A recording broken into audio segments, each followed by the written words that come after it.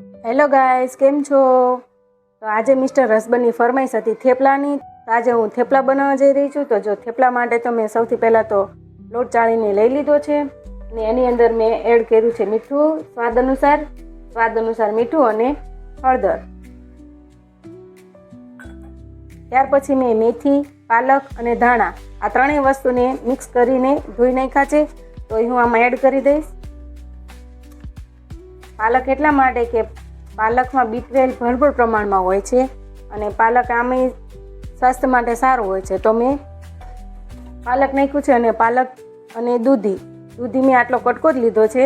દૂધી અને પાલકથી થેપલા એકદમ નરમ અને સોફ્ટ બને છે. તો મેં થોડીક દૂધી અને પાલક પણ નાખ્યું છે.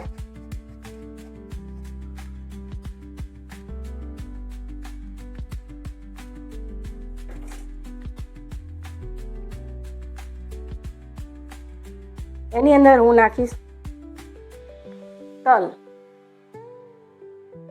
તમે જેટલા વધારે નાખશો ને એટલો જ વધારે તમને સારો ટેસ્ટ આવશે.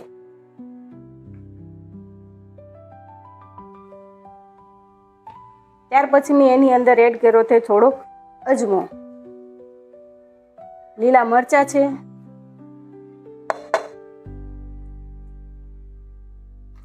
અને ત્યારબાદ એની અંદર એડ કરીશ લીંબુનો રસ. લીંબુના રસથી થોડાક ખાટા મીઠા થાય છે ને તો વધારે ટેસ્ટી લાગે છે.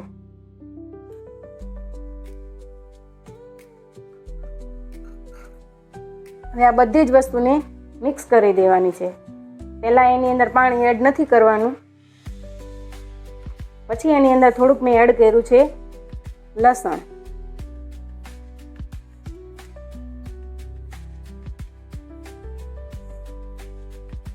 દૂધી અંદર નાખી છે એટલે પાણી સૌથી પહેલાં નથી નાખવાનું. ધીમે ધીમે થોડુંક પાણી નાખતું રહેવાનું છે.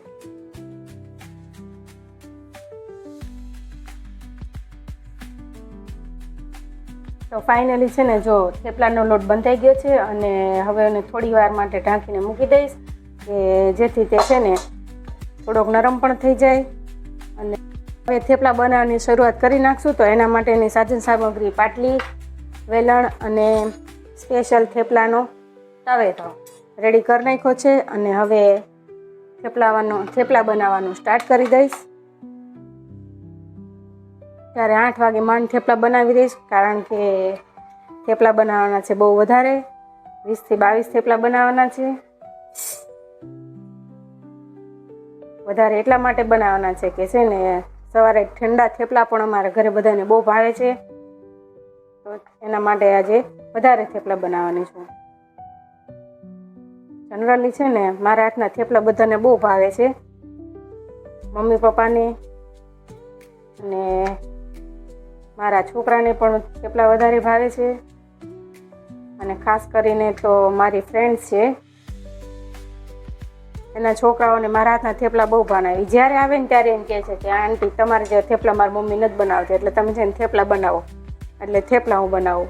આપણે જોવા જઈને તો જનરલી તો થેપલા સાથે બટેકાની સૂકી ભાજી હોય છે, પણ અમારા ઘરમાં છે ને બટેકાવાળું ઓછું ખાવામાં આવે છે. થેપલા સાથે ચા અને અથાણું એ વસ્તુ ખાવાની છે. બાળકોને જનરલી છે ને થેપલા બહુ વધારે ભાવતા હોય છે. એમાં હવે શિયાળાની ઋતુ આવે છે ને તો મેથી બહુ સારી આવે, એટલે વધારે મેથી નાખીને થેપલા બનાવીએ ને તો છોકરાઓને પણ વધારે સારું રહે. તલ નાખ્યા છે ને તો તલ ફૂટે છે આમાં, પણ એનો ટેસ્ટ બહુ સારો આવે છે તલનો. તમે જેટલા વધારે તલ નાખો ને એટલો વધારે સારો ટેસ્ટ આવે થેપલામાં.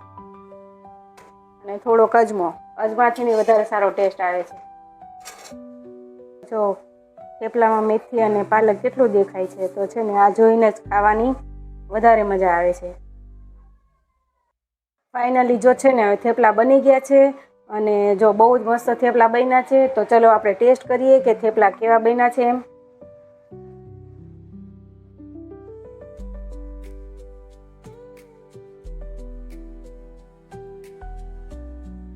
ખરેખર કહેવાય છે ને કે ટુ ગુડ. એટલા મસ્ત થેપલા બન્યા છે. અને મેથીનો તો એટલો સરસ સ્વાદ આવે છે ને. પણ થેપલા બનાવો ત્યારે મેથી વધારે નાખજો. થેપલાનો છે ને ટેસ્ટ જ કંઈક અલગ આવશે.